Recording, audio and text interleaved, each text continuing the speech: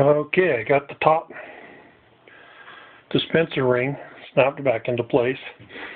I found what works the best.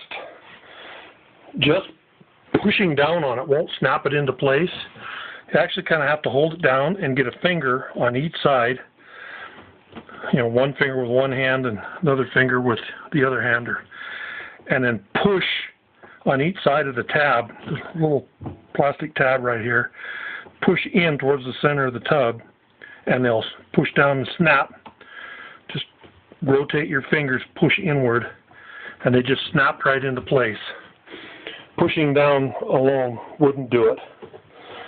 Get it down and then finger on each side and just push on plastic and snap right in. Alright, now we've got to put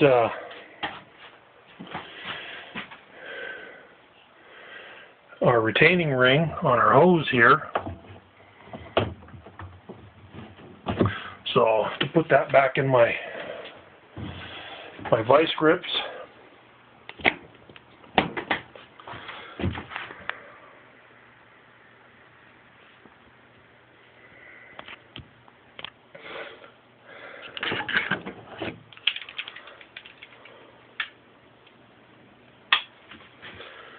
okay, got them in my vice grips there.